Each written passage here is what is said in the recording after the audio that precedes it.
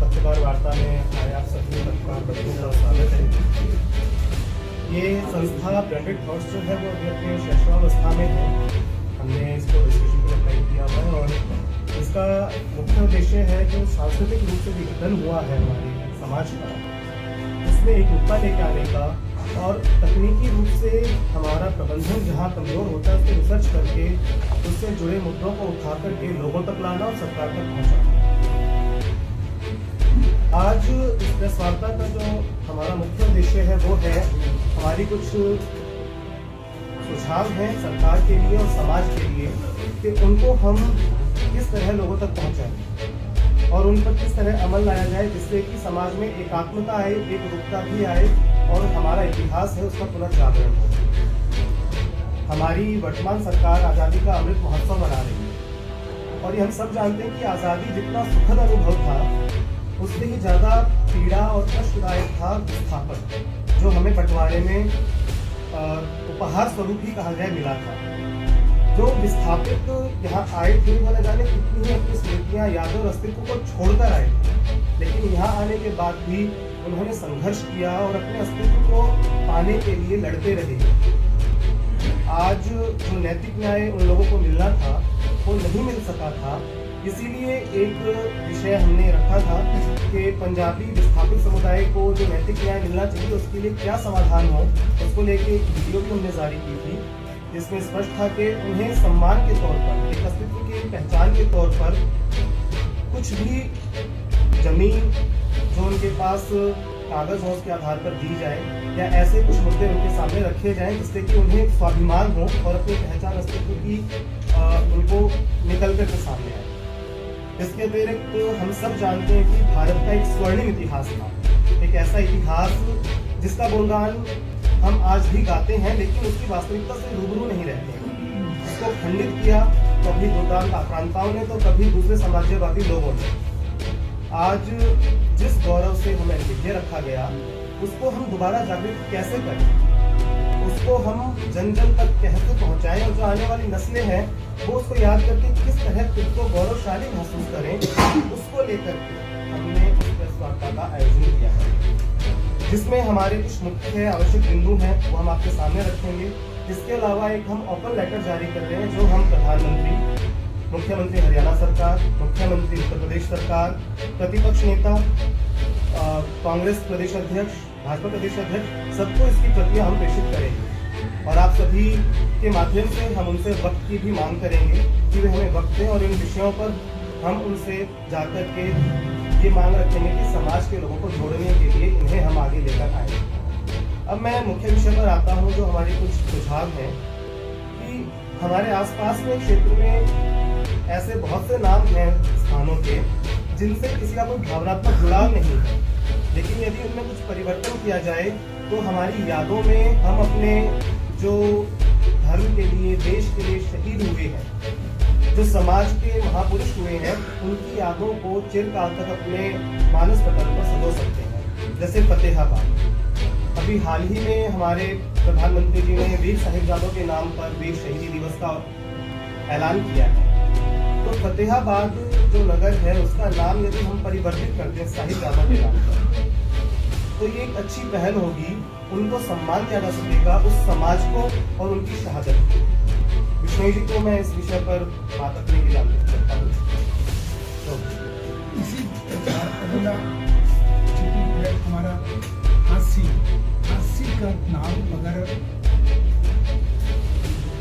वीर हकीकत गायक के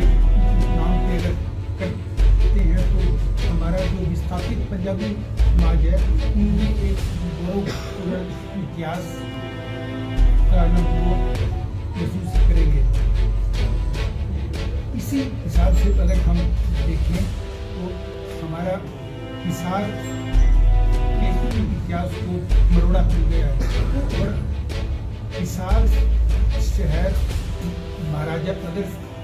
सेन की सीमाओं में था। हिसार शहर का नाम महाराजा अगर सेन के नाम पे करने से अग्रवाल समाज अपने आप को गवर्नमेंट महसूस करेगा और यह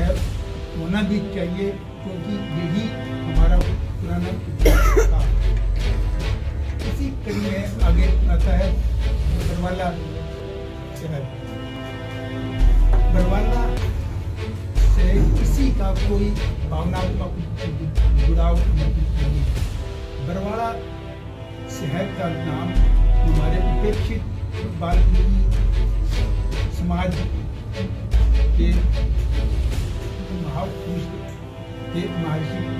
वाल्मीकि जी, उनके नाम पे किया जा सकता है।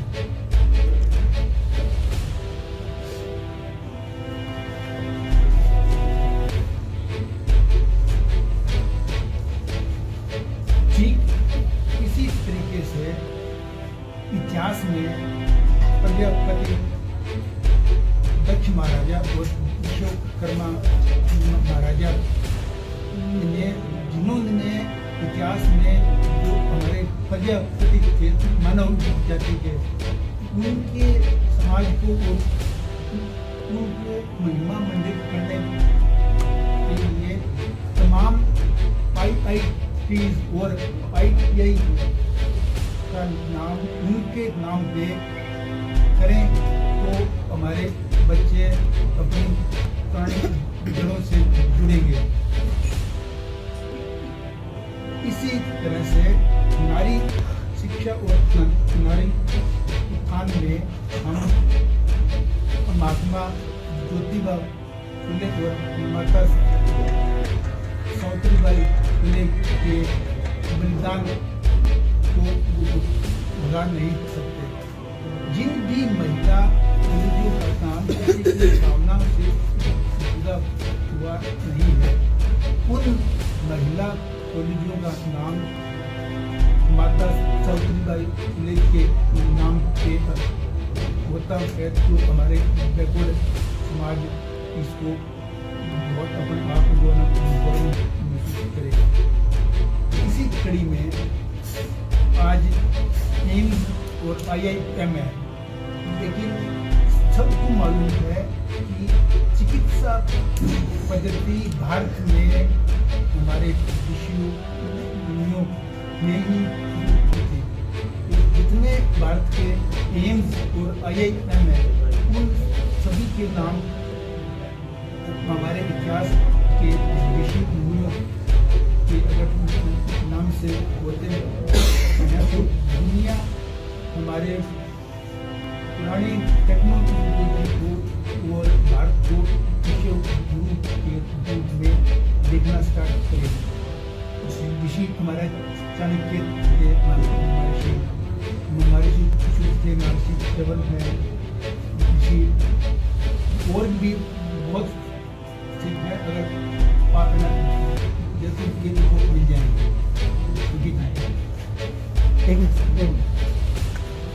हमारा जो उद्देश्य है वो नाम बदलवाना कतई नहीं है, लेकिन ये हम सब जानते हैं जब किसी शख्सियत या किसी चीज की पुनरावृत्ति होती है तो वो हमारे मानस पटल पर छप जाता है, और जब हमारे आने वाली नस्लें इन लोगों के नाम सुनेंगी तो इस चीज को जरूर सोचेंगे कि इन लोगों में ऐसा क्या था जो इनके नाम पर इन स्थानों का नामकरण हुआ। ये आवश्यक नहीं है कि स्थानों का नाम हो, इनके नाम पर कुछ ना कुछ ऐसा किया जाए जिससे कि ये हमारी स्मृति में उतरते जाए और हर कोई इनके नाम से, इनके जीवन परिचय से जाने। क्योंकि अपने आप को या अपने समाज को हम तभी एक स्वस्थ दिशा दे सकते हैं जब हम हमारे महापुरुषों के जीवन चरित्र को जानते हैं। महर्षि चरक, महर्षि सुश्रुत ने जो त्याग तपस्या की, वो जब तक उनका नाम ही हम नहीं सुनेंगे तो उसके बारे में हम कहाँ अध्ययन कर पाएंगे। तो हमारा उद्देश्य सिर्फ ये है कि अपने राष्ट्र के गौरव को पुनः जागृत किया जाए, और उसका सर्वथा और सबसे सस्ता और सुलभ जो उपाय है उसकी पहली सीढ़ी है कि हम इनके नामों को जागृत करें, इनकी जीवनियों को जागृत करें। और अगर ऐसा हम करते हैं कि कोई घाटे का सौदा तो है नहीं, नाम बदलना वो भी जहाँ भावनात्मक जुड़ाव ना हो, कोई घाटे का सौदा नहीं है। इस विषय पर यदि ध्यान दिया जाए और समाज में जो उपेक्षित लोग हैं उनके महापुरुषों को यदि हम जीवनों को लेकर आए तो वो भी खुद को गौरवान्वित महसूस करेंगे, मुख्य धारा में जुड़ता हुआ महसूस करेंगे, और यही हमारे समाज की जो पुरातन संस्कृति की जो अच्छाई थी वो फिर से जागृत होगी और समाज और देश विकास के पथ पे दोबारा अग्रसर होगा।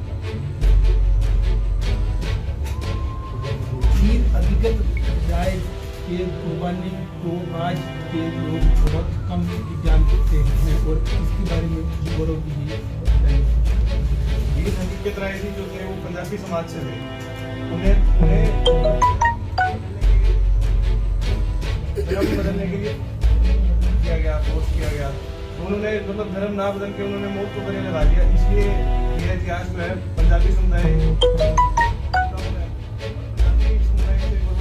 करेगा अगर फांसी का नाम वीर हकीकत राय के नाम पे रख दिया जाए। आप सबको सवाल आप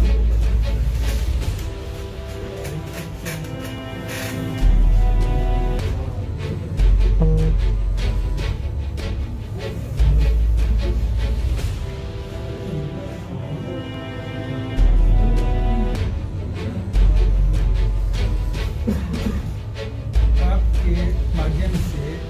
मैं हमारे हरियाणा के 88 MLA, 8 MPs और सभी राज्यसभा सदस्यों से अपील करूंगा कि वो इस पे विचार करें और सरकार तक इस बात को वो पहुंचाए। ये जो विषय है ये सिर्फ हमने अपने क्षेत्र के हिसाब से रखा है क्योंकि ये एक शुरुआत है और हम इसी पर अध्ययन कर रहे हैं।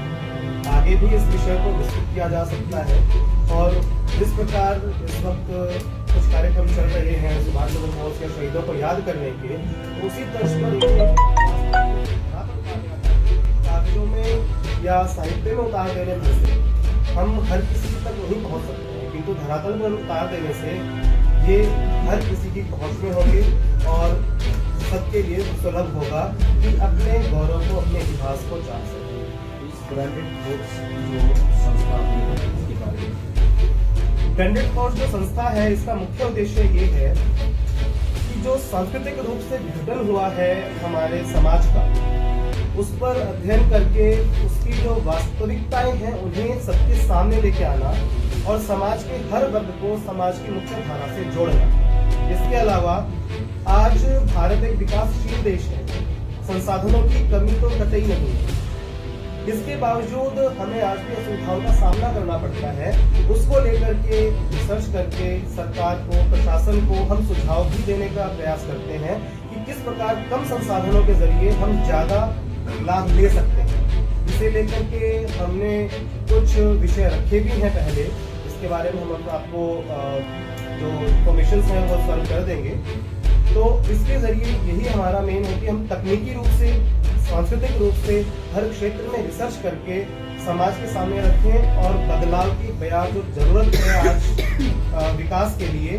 उसको थोड़ी गति देने में हम अगर अपना एक सहयोग दे सकें छोटा सा देश के विकास में, तो एक हमारे लिए गौरव की और अच्छी बड़ी बात है। संकट की बात करें तो किस तरह का कितना देखिए, मैंने अपने प्रारंभ में ही कहा था कि अभी हम शैशवावस्था में हैं।